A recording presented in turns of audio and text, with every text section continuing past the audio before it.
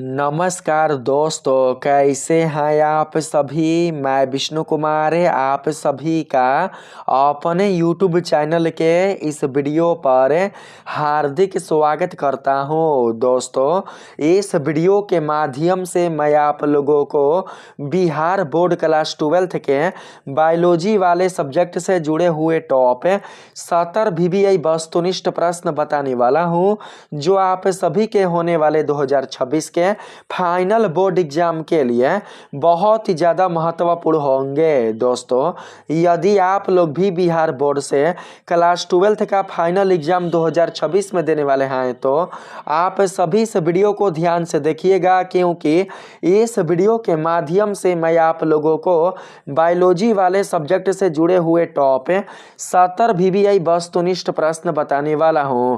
इस वीडियो में मैंने बायोलॉजी से जुड़े हुए जिन ऑब्जेक्टिव प्रश्नों को शामिल किया है, ये सभी के सभी प्रश्न आप लोगों के 2026 में होने वाले बायोलॉजी के फाइनल बोर्ड एग्जाम के लिए बहुत ही ज़्यादा महत्वपूर्ण होंगे। इसलिए आप सभी हर एक प्रश्न को ध्यान से देखिएगा, पढ़िएगा और अच्छे से समझकर उसके आंसर को याद करने का प्रयास कीजिएगा। तो चलिए यहाँ पर हम सभी अपने पहले नंबर के सवाल पर आते हैं। तो दोस्तों, यहाँ पर हमारे पास पहला सवाल है, निषेचन की खोज किसने की। आप सभी को बताना है कि निषेचन की खोज करने वाले कौन थे। आपके ऑप्शन है नावासीन ने, स्टार्सबर्ग ने, ल्यूवेनहॉक ने या फिर रॉबर्ट हुक ने। निषेचन की खोज किसने किया था, आप सभी को यही बताना है। तो दोस्तों, निषेचन की खोज करने वाले जो थे उनका नाम था नावासीन। याद रखेंगे आप सभी, नावासीन ने ही निषेचन की खोज की थी, इसलिए पहला का right answer option number A होगा। किसने किया था दोस्तों, तो आप लोग बताएंगे कि निषेचन की खोज करने वाले नावासीन थे, यानी कि नावासीन ने ही निषेचन की खोज की थी। अगला प्रश्न है 2 नंबर के सवाल में, अनिषेचन सामान्यतः मिलता है। आप सभी से पूछा गया है कि अनिषेचन सामान्यतः किस फल में मिलता है। आपके ऑप्शन है अंगूर में, आम में, लीची में या नींबू में। तो राइट आंसर हमारा क्या होगा, राइट आंसर होगा दोस्तों अंगूर। अंगूर फल में ही दोस्तों सामान्य रूप से अनिषेचन मिलता है। तो 2 का सही आंसर हमारा ऑप्शन नंबर ए होगा। अगला प्रश्न है 3 नंबर के सवाल में, आवृत बीजी में कौन सी संरचना नहीं मिलती है। आवृत बीजी में कौन सी संरचना नहीं मिलता है, आपको उसका नाम बताना है। आपके ऑप्शन है आर्किगोनियम, अंडप परागकोश या फिर गुरुमुख कबिंद। तो सही आंसर होगा तीसरा का ऑप्शन नंबर ए, यानी कि आर्किगोनियम। याद रखेंगे, आवृत बीजी में जो संरचना नहीं मिलती है उसका नाम है आर्किगोनियम। सही आंसर होगा ऑप्शन नंबर ए। अगला प्रश्न है 4 नंबर के सवाल में, भ्रूण क्या है, बताइए तो भ्रूण क्या है। भ्रूण दोस्तों द्विगुणित है, अगुणित है या त्रिगुणित है। तो आप सभी को पता है दोस्तों कि भ्रूण एक प्रकार का त्रिगुणित संरचना होता है। तो राइट आंसर 4 का ऑप्शन नंबर सी होगा। अगला प्रश्न है 5 नंबर के सवाल में, भ्रूण पोष का क्या कार्य है। भ्रूण पोष का कार्य होता है भ्रूण को पोषण देना। क्या करना, भ्रूण को पोषण देना। तो राइट आंसर 5 का हमारा ऑप्शन नंबर बी होगा। अगला प्रश्न है 6 नंबर के सवाल में, द्विनिषेचन का परिणाम होता है। द्विनिषेचन का परिणाम क्या होता है दोस्तों, बीजपत्र, बीजांडकाय, भ्रूणपोष या भ्रूण। तो 6 का सही आंसर होगा भ्रूणपोष। द्विनिषेचन का परिणाम भ्रूणपोष होता है, इसलिए आप सभी 6 का सही आंसर ऑप्शन नंबर सी को बताएंगे। अगला प्रश्न है 7 नंबर के सवाल में, ईस्ट में प्रजनन मुख्यतः किसके द्वारा होता है। ईस्ट जैसे जीवों में प्रजनन की क्रिया मुख्य रूप से किसके द्वारा होता है, आपको उसका नाम बताना है। आपके ऑप्शन है मुकुलन के द्वारा, विखंडन के द्वारा, परागण के द्वारा या फिर इन सभी के द्वारा। तो आप सभी दोस्तों बताइएगा मुकुलन के द्वारा ना। ईस्ट में प्रजनन मुख्य रूप से मुकुलन के द्वारा होता है। तो 7 का right answer option number A होगा। अगला प्रश्न है दोस्तों 8 नंबर के सवाल में, तोता का सबसे अधिक उम्र क्या है। तोता का सबसे अधिक उम्र क्या होता है, मैक्सिमम उम्र आप लोगों को बताना है तोता का। आपके ऑप्शन है 90 वर्ष, 25 वर्ष, 500 वर्ष या फिर 100 140 वर्ष।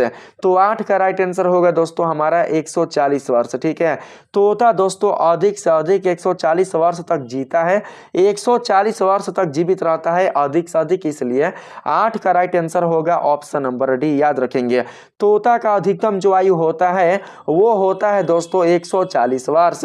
अगला प्रश्न है 9 नंबर के सवाल में, इसमें कहा गया है निम्नलिखित में कौन सा पौधा द्विलिंगी है, इनमें से कौन सा ऐसा पौधा है जो कि द्विलिंगी होता है। तो 9 का राइट आंसर क्या होगा, आप सभी दोस्तों बताएंगे नारियल। नारियल का पौधा क्या होता है, नारियल का पौधा दोस्तों द्विलिंगी होता है, उभयलिंगी होता है।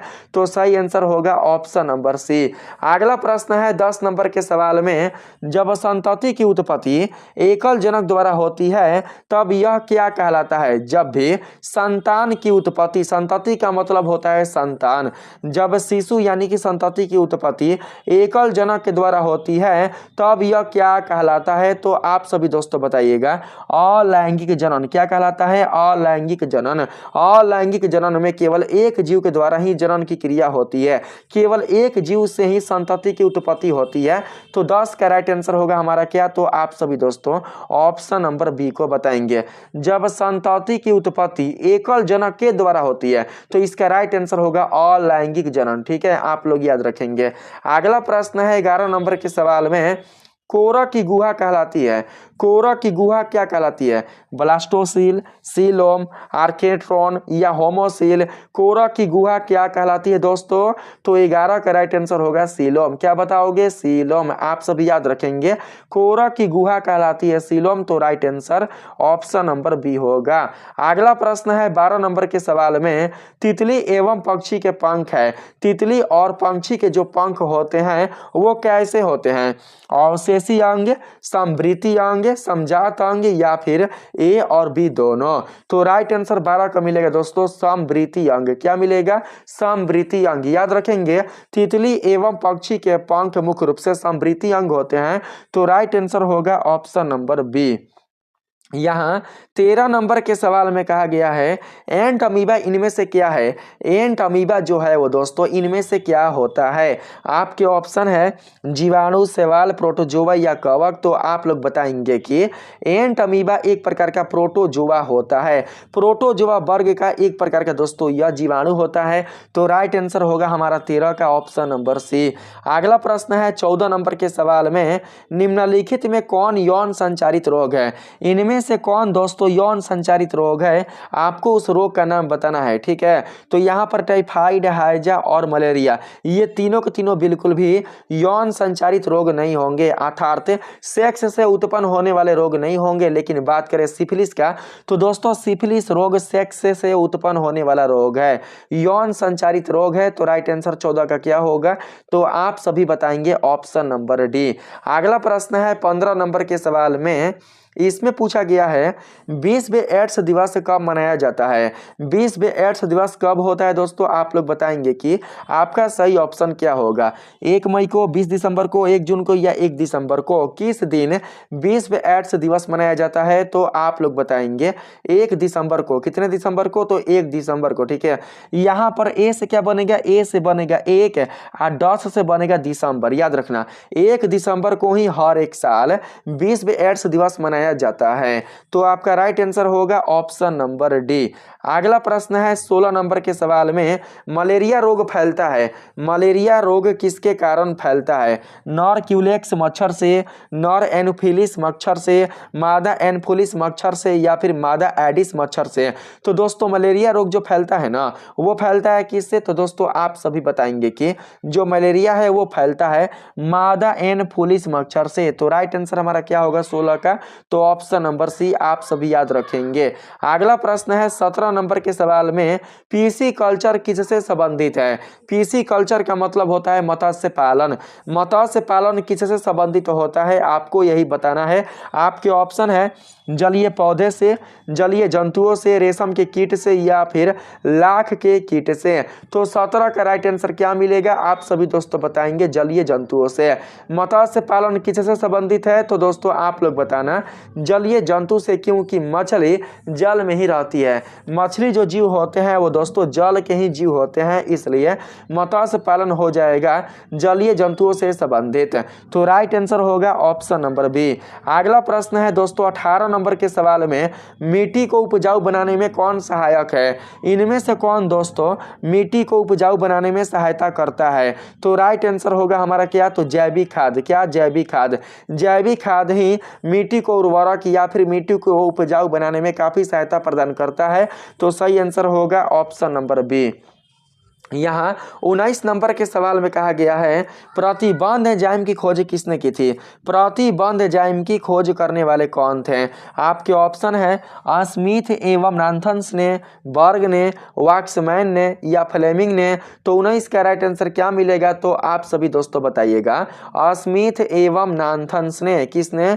स्मिथ एवं नाथन्स ने। 19 का right answer option number A होगा। यहाँ पर 20 नंबर सवाल में पूछा गया है, किसी भी जनसंख्या में उपस्थित समस्त जीन एवं उसके एलील क्या कहलाते हैं? किसी भी जनसंख्या में उपस्थित समस्त जीन एवं उसके एलील क्या कहलाते हैं? आपके ऑप्शन है जीन कोष, जीन बैंक, जीन प्रवाह या आनुवांशिक अपवर्तन। तो 20 का राइट आंसर मिलेगा ऑप्शन नंबर ए यानी कि जीन कोष। आप सभी ए को सही बताएंगे। नेक्स्ट प्रश्न है दोस्तों, पहली ट्रांसजेनिक फसल कौन थी? पहली ट्रांसजेनिक फसल का नाम बताना है। बताइए तो पहला ट्रांसजेनिक फसल कौन था? आपके ऑप्शन है सूत, अलसी, मटर या तंबाकू। तो 21 का राइट आंसर मिलेगा ऑप्शन नंबर डी यानी कि तंबाकू। आप सभी तंबाकू को दोस्तों याद रखिएगा। अगला प्रश्न है हमारे पास 22 नंबर के सवाल में, डिटर्जेंट्स क्या है? डिटर्जेंट्स है दोस्तों। डिटर्जेंट्स क्या है? आपके ऑप्शन उत्पादक, प्राथमिक उपभोक्ता या फिर दोनों, ए और बी दोनों। बताइए तो इसका राइट आंसर क्या होगा? बता बाबू, डिटर्जेंट्स क्या है? डिटर्जेंट्स क्या होता है? तो 22 का राइट आंसर मिलेगा ऑप्शन नंबर दोस्तों सी यानी कि उत्पादक एवं प्राथमिक उपभोक्ता दोनों ही है। तो सही आंसर क्या होगा? Option number C. अगला प्रश्न है 23 नंबर के सवाल में, पारिस्थितिकी तंत्र में ऊर्जा का प्रवाह आहार श्रृंखलित होता है। पारिस्थितिकी तंत्र में ऊर्जा का प्रवाह आहार श्रृंखलित किस दिशा में होता है? एक दिशीय, द्विदिशीय, बहुदिशीय या फिर निर्दिशीय। तो सही आंसर 23 का मिल जाएगा हमारा क्या, तो दोस्तों आप लोग बताना एक दिशीय यानी कि एक ही दिशा में। पारिस्थितिकी तंत्र में ऊर्जा का प्रवाह आहार श्रृंखलित एक ही दिशा में होता है, इसलिए 23 का राइट आंसर क्या होगा? 23 का राइट आंसर होगा ऑप्शन नंबर ए। यहाँ 24 नंबर सवाल में कहा गया है, गेंडा अभयारण्य किस राज्य में है? गेंडा अभयारण्य किस राज्य में स्थित है? आपके ऑप्शन है असम में, बंगाल में, उत्तर प्रदेश में या बिहार में। तो सही आंसर 24 का मिलेगा दोस्तों बंगाल में। आप लोग बंगाल को सही बताना, क्योंकि बंगाल में ही गेंडा अभयारण्य स्थित है। अगला प्रश्न है 25 नंबर के सवाल में, द्वितीयक उत्पादकता से संबंधित है। द्वितीयक उत्पादकता किससे संबंधित है? उत्पादक से, शाकाहारी से, मांसाहारी से या फिर सर्वाहारी से। तो 25 का राइट आंसर मिल जाएगा हमारा शाकाहारी से। शाकाहारी से ही द्वितीयक उत्पादकता संबंधित है, इसलिए आप सभी 25 का right answer option number B को बताएंगे। अगला प्रश्न है 26 नंबर के सवाल में, निम्नलिखित में से कौन कीटभक्षी पौधा होता है? इनमें से किस पौधे को हम लोग कीटभक्षी पौधा कहेंगे, अर्थात कीट पतंगे खाने वाला पौधा बोलेंगे? तो राइट आंसर 26 का क्या मिलेगा तो आप सभी बताएंगे ड्रोसेरा और नेपिथान्स। क्या होगा? ड्रोसेरा और नेपेंथिस, ये दोनों हो जाएंगे। ये दोनों के दोनों पौधा ही कीट पतंगे खाने वाले पौधे होते हैं। तो सही आंसर क्या होगा 26 का? ऑप्शन नंबर सी। नेक्स्ट प्रश्न है 27 नंबर के सवाल में, पारिस्थितिकी तंत्र में ऊर्जा का मुख्य स्रोत है। पारिस्थितिकी तंत्र में ऊर्जा का मुख्य स्रोत क्या है? आपको यही बताना है। आपके ऑप्शन है हरे पौधे, सूर्य, वायु या सभी। तो दोस्तों पारिस्थितिकी तंत्र में ऊर्जा का मुख्य स्रोत यानी कि ऊर्जा का सबसे बड़ा जो स्रोत होता है वो होता है सूर्य। कौन? तो सूर्य। सूर्य ही दोस्तों हमारी इस प्रकृति के लिए, हमारे सौरमंडल के लिए, हमारे इस धरती के लिए, हमारे पारिस्थितिकी तंत्र के लिए ऊर्जा का सबसे बड़ा मुख्य स्रोत करते होता है, ऊर्जा का सबसे बड़ा साधन होता है। तो राइट आंसर होगा ऑप्शन नंबर बी। अगला प्रश्न है हमारे पास 28 नंबर के सवाल में, इनमें से कौन भारतवर्ष में जैव विविधता का हॉट स्पॉट है? बताओ, इनमें से कौन भारतवर्ष में जैव विविधता का हॉट स्पॉट कहलाता है? आपके ऑप्शन है अरवली, पूर्वी घाट, पश्चिमी घाट या फिर इंडो गैंगेटिक मैदान। तो 28 का राइट आंसर मिलेगा दोस्तों हमारा ऑप्शन नंबर सी, यानी कि पश्चिमी घाट। पश्चिमी घाट ही भारतवर्ष में जैव विविधता का हॉट स्पॉट है। तो राइट आंसर होगा ऑप्शन नंबर सी। अगला प्रश्न है दोस्तों 29 नंबर के सवाल में, रेड डाटा पुस्तक में किस प्रकार के जीवों की सूची रहती है? आपके ऑप्शन है दुर्लभ प्रजातियों की, विलुप्त प्रजातियों की, संकटग्रस्त प्रजातियों की या फिर सभी की। तो दोस्तों रेड डाटा पुस्तक में दुर्लभ प्रजातियां, विलुप्त प्रजातियां और संकटग्रस्त प्रजातियां, इन सभी प्रजातियों का ही सूची रहता है। तो सही जवाब होगा ऑप्शन नंबर डी। अगला प्रश्न है 30 नंबर के सवाल में, विश्व पर्यावरण दिवस कब मनाया जाता है? तो आप सभी जानते हैं कि प्रत्येक वर्ष 5 जून को, जी हाँ दोस्तों, हर एक साल 5 जून को विश्व पर्यावरण दिवस मनाया जाता है। तो 30 का राइट आंसर होगा ऑप्शन नंबर बी। अगला प्रश्न है हमारे पास 31 नंबर के सवाल में, सल्फर डाइऑक्साइड प्रदूषण का सूचक है। सल्फर डाइऑक्साइड प्रदूषण का सूचक है, किस प्रदूषण का सूचक है? आपको उसका नाम बताना है। आपके ऑप्शन है शैवाल, लाइकेन, कवक या इनमें से सभी। तो 31 का राइट आंसर मिलेगा हमारा ऑप्शन नंबर बी, यानी कि लाइकेन। लाइकेन का सूचक है, याद रखेंगे। तो यहां पर सही आंसर होगा बी। 32 नंबर सवाल में चले तो कहा गया है, निम्नलिखित में से कौन आहार श्रृंखला सही है? इनमें से कौन दोस्तों आहार श्रृंखला सही होगा? तो राइट आंसर 32 का मिलेगा यहाँ पर हमारा घास, बकरी और शेर वाला ना। घास, बकरी और शेर वाला। घास खाएगा कौन? तो बकरी, और बकरी को खाएगा कौन? तो शेर। तो यहाँ पर सही जो आहार श्रृंखला होगा वो होगा ऑप्शन नंबर बी में आने वाला। ऑप्शन नंबर बी में आने वाले जो है ना, वही दोस्तों आहार श्रृंखला का क्रम बना रहे हैं। तो राइट आंसर आप सभी भी को याद रखेंगे। नेक्स्ट प्रश्न है 33 नंबर के सवाल में, गोल्डन या सुनहरा धान में कौन सा विटामिन पाया जाता है? आपके ऑप्शन है B12, ए, डी या सी। तो सही आंसर 33 का मिलेगा हमारा ऑप्शन नंबर बी, यानी कि विटामिन ए। विटामिन ए पाया जाता है, याद रखेंगे। सुनहरा धान में विटामिन ए पाया जाता है। तो करेक्ट आंसर होगा ऑप्शन नंबर यहाँ पर हमारा बी। बी होगा ना, विटामिन ए पाया जाता है। तो इसके लिए राइट आंसर होगा ऑप्शन नंबर बी। 34 नंबर के सवाल में चलें तो इसमें कहा गया है, निम्नलिखित में से कौन एक लिंगी है? एक लिंगी कौन है? सरसों, गुड़हल, पपीता या इनमें से कोई नहीं। तो दोस्तों राइट आंसर होगा सरसों। सरसों क्या है? तो दोस्तों सरसों एक प्रकार का एक लिंगी है। तो 34 का राइट आंसर मिलेगा हमारा क्या? तो ऑप्शन नंबर ए। एक लिंगी पूछा है ना जी, एक लिंगी है, एक लिंगी। तो एक लिंगी के लिए हमारा जो राइट आंसर होगा वो दोस्तों सरसों नहीं होगा। 34 का जो राइट आंसर होगा वो होगा पपीता। पपीता होगा, पपीता होगा एक लिंगी। एक लिंगी क्या होगा? पपीता। सही आंसर होगा ऑप्शन नंबर सी।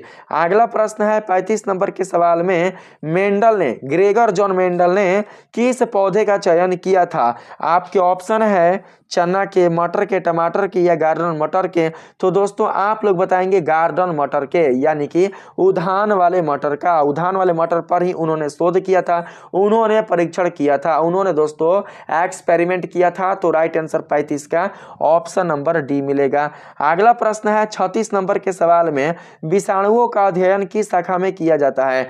ऐसा कौन सा शाखा है जिसमें विषाणुओं का अध्ययन किया जाता है? तो राइट आंसर 36 का क्या मिलेगा? फाइकोलॉजी, पैरोलॉजी, ब्रायोलॉजी या फिर भ्रूण विज्ञान। तो 36 का होगा सही आंसर दोस्तों हमारा बायोलॉजी। आप लोग बायोलॉजी को राइट बताएंगे।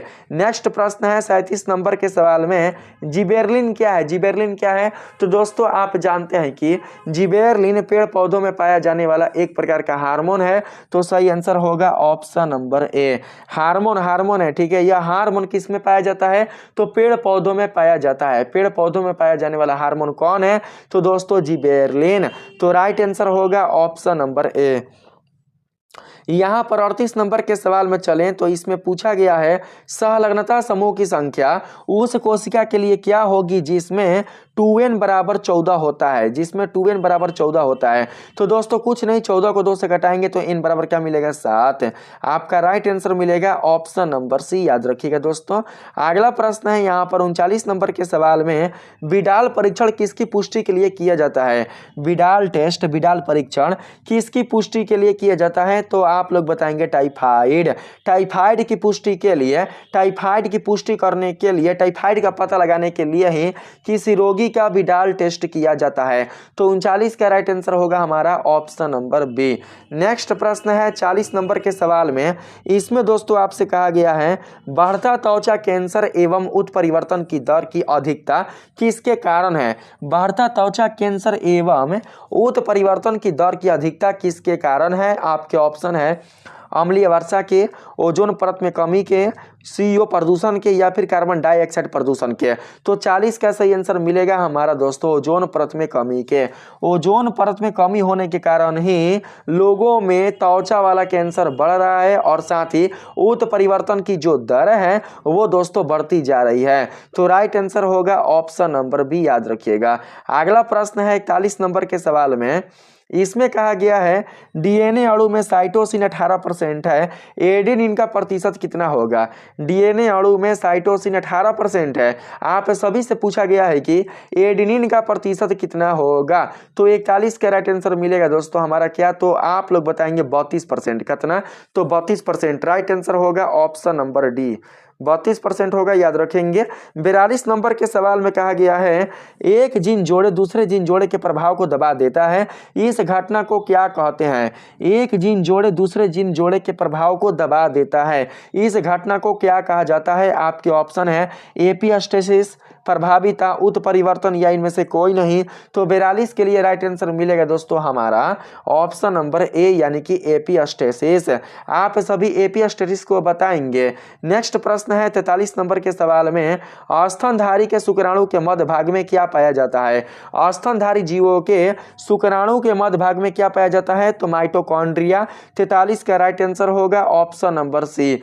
अगला प्रश्न है 44 नंबर के सवाल में, इनमें से कौन नर युग्मक से संयोजन कर भ्रूण पोष बनाता है। इनमें से ऐसा कौन है दोस्तों जो कि नर युग्मक से संयोजन कर भ्रूण पोष बनाता है। आपके ऑप्शन है अनिषेचित अंड, सहायक कोशिका, एंटीपोडलस, या द्वितीय केंद्रक।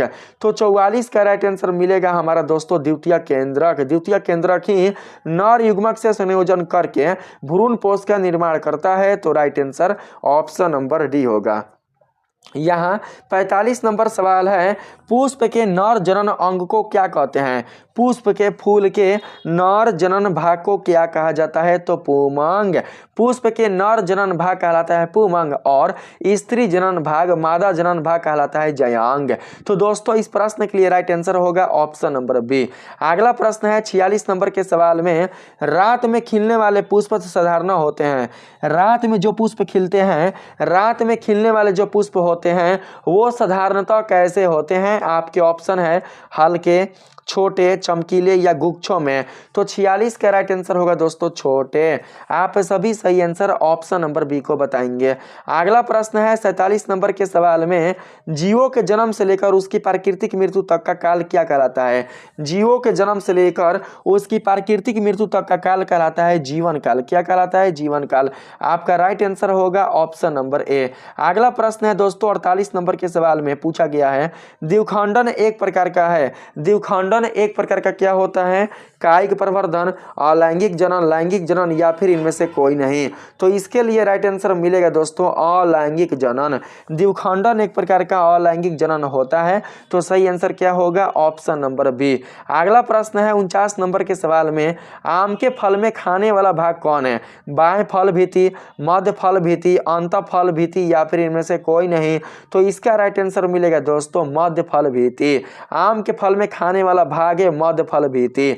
तो तो राइट आंसर मिलेगा ऑप्शन नंबर बी। आपका अगला प्रश्न है, वर्षा अम्ल वर्षा कहलाती है जब इसका पीएच मान कम होता है किससे?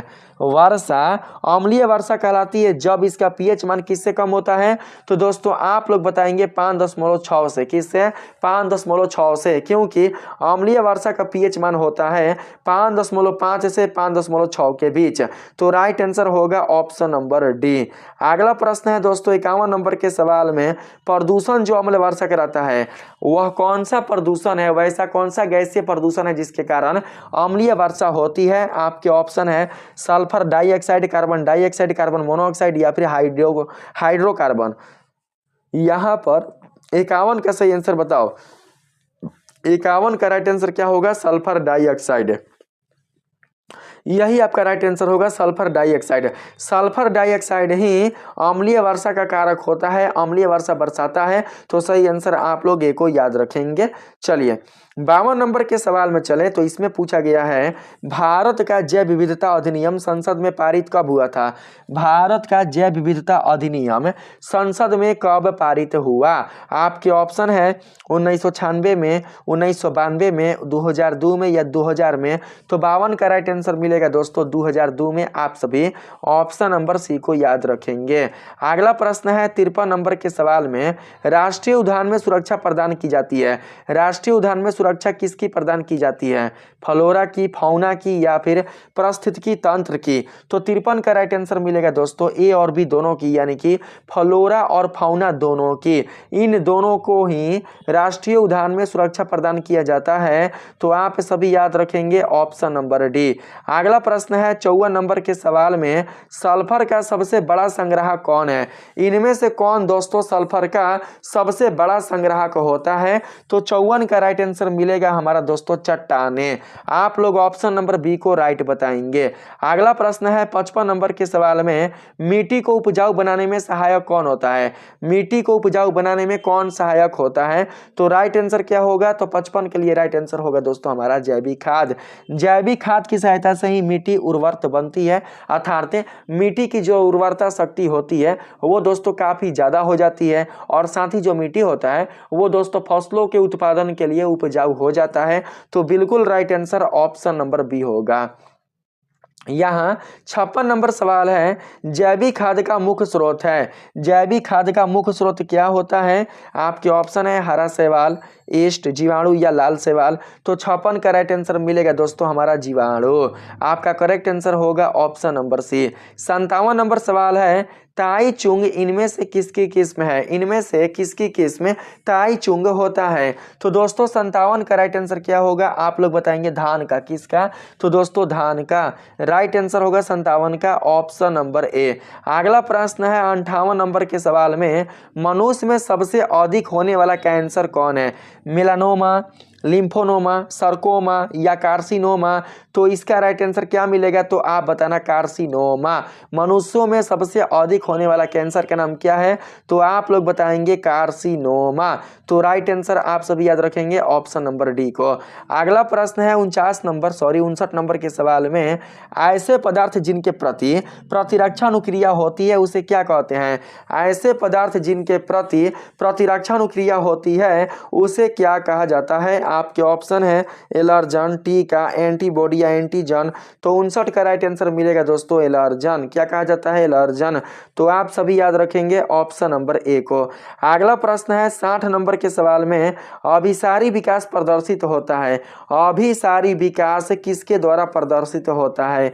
आपके ऑप्शन है समजात अंगों के द्वारा, समवृत्ति अंगों के द्वारा, अवशेषी अंगों के द्वारा या फिर इन्हें सभी के द्वारा। तो 60 का राइट आंसर मिलेगा हमारा ऑप्शन नंबर बी, यानी कि समवृत्ति अंगों के द्वारा। आपका राइट आंसर होगा बी। अगला प्रश्न है दोस्तों 61 नंबर के सवाल में, देखिए यहाँ पर हमारे सामने 61 नंबर सवाल है, पूछा गया है लैकेपेरॉन का घटक कौन नहीं है? इनमें से कौन दोस्तों लैकेओपेरॉन का घटक नहीं है? आपके ऑप्शन है प्राइमर जीन, प्रोमोटर जीन, संरचनात्मक जीन या नियामक जीन। तो 61 का राइट आंसर मिलेगा हमारा ऑप्शन नंबर दोस्तों ए, यानी कि प्राइमर जीन। आप सभी ए को सही बताएंगे। नेक्स्ट प्रश्न है 62 नंबर के सवाल में, इनमें से कौन सा रक्त समूह सार्वभौमिक रक्तदाता होता है? अर्थात ऐसा कौन सा रक्त समूह है जो कि सभी लोगों में ही डाला जा सकता है। ऐसे कौन सा रक्त समूह वाले लोग हैं जो अपना रक्त सभी में ही दान कर सकते हैं, किसी भी व्यक्ति को दे सकते हैं। तो आप जानते हैं दोस्तों, रक्त समूह ओ। जो भी व्यक्ति रक्त समूह ओ वाले होते हैं वह अपना रक्त किसी भी रक्त समूह वाले व्यक्ति को दे सकते हैं। तो करेक्ट आंसर होगा ऑप्शन नंबर डी। अगला प्रश्न है 63 नंबर के सवाल में, डाउन सिंड्रोम है एक। डाउन सिंड्रोम एक प्रकार का क्या है दोस्तों? आपके ऑप्शन है मेंडेलियन व्याधि, गुणसूत्र व्याधि, दोनों हो सकते हैं तो दोनों हो सकते हैं। डाउन सिंड्रोम एक प्रकार के मेंडेलियन व्याधि और गुणसूत्र व्याधि होते हैं। तो 63 का राइट आंसर होगा ऑप्शन नंबर सी। अगला प्रश्न है 64 नंबर के सवाल में, मेंडल ने प्रतिपादित किया, बताओ तो मेंडल ने किस नियम को प्रतिपादित किया था? संलग्नता का नियम, आनुवांशिकता का नियम, ऊष्मागतिकी का नियम, या इनमें से कोई नहीं? तो आप जानते हैं दोस्तों कि ग्रेगर जॉन मेंडल ने आनुवांशिकता का नियम प्रतिपादित किया था। तो 64 का राइट आंसर होगा ऑप्शन नंबर बी। अगला प्रश्न है हमारे पास, यौन संचारित रोग इनमें से कौन है? तो दोस्तों मैंने आप लोगों को बताया है कि यौन संचारित रोग एक ऐसे रोग होते हैं जो कि यौन संबंध बनाने के कारण उत्पन्न होते हैं, सेक्स करने के कारण उत्पन्न होते हैं। तो देखिए यहाँ पर खसरा, टीबी, टाइफाइड, ये रोग बिल्कुल भी सेक्स से उत्पन्न होने वाले रोग नहीं है, बल्कि जो गोनेरिया है, गोनेरिया, यही रोग दोस्तों यौन संबंध बनाने के कारण सेक्स से उत्पन्न होने वाले रोग हैं, सेक्स करने के कारण उत्पन्न होने वाले रोग हैं। तो आपका राइट आंसर होगा ऑप्शन नंबर सी यानी कि गोनेरिया। अगला प्रश्न है, इनमें से कौन कायिक प्रवर्धन नहीं है? इनमें से कौन कायिक प्रवर्धन नहीं है? आपके ऑप्शन है प्रकंद, निरीपक, शाखा या चल बीजाणु। तो 66 का राइट आंसर मिलेगा दोस्तों चल बीजाणु। आप सभी ऑप्शन नंबर डी को याद रखेंगे। अगला प्रश्न है हमारे पास, मशहूर वैज्ञानिक मेंडल मुख्यतः जाने जाते हैं अपने किस लिए? मशहूर वैज्ञानिक मेंडल मुख्य रूप से किसके लिए जाने जाते हैं? अपने मटर के पौधे पर किए गए कार्य हेतु, आनुवांशिकी के नियम हेतु, दोनों हेतु जाने जाते हैं, दोनों हेतु। तो राइट आंसर 67 का होगा ऑप्शन नंबर सी। आपका अगला सवाल है दोस्तों, क्रॉसिंग ओवर इनमें से किस अवस्था में होता है? क्रॉसिंग ओवर इनमें से किस अवस्था में होता है? पैकिटीन में, डिप्लोटिन में या डाइकाइनोसिस में? किस में होता है? तो राइट आंसर आपका होगा पैकिटीन में। किस में? तो पैकिटीन में। आप सभी right answer option number A को बताएंगे। अगला प्रश्न है 69 नंबर के सवाल में, संबद्धता की खोज किसने की? संबद्धता की खोज करने वाले कौन है? मेंडल, अस्टेनली एवं मिलर या फिर पन्ना?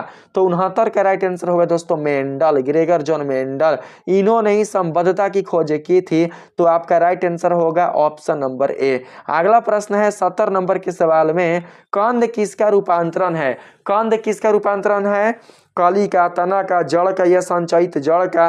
तो 70 का राइट आंसर होगा दोस्तों जड़ का। आप सभी 70 का सही जवाब ऑप्शन नंबर सी को बताएंगे। तो दोस्तों इतने सारे प्रश्न मैंने आप लोगों को बता चुका है। ये सभी प्रश्न आप सभी के होने वाले 2026 के बायोलॉजी की परीक्षा के लिए बहुत ही ज्यादा महत्वपूर्ण होंगे, इसलिए आप सभी इन सभी प्रश्नों को ध्यान से पढ़िएगा, समझिएगा और हो सके तो इस वीडियो को शेयर करने का प्रयास कीजिएगा। चैनल को यदि आपने अभी तक बिल्कुल भी सब्सक्राइब नहीं किया है तो आप सभी जरूर से सब्सक्राइब कर लीजिएगा। मिलेंगे फिर से एक नए वीडियो के साथ, तब तक के लिए आप सभी को दोस्तों दिल से धन्यवाद। राधे राधे।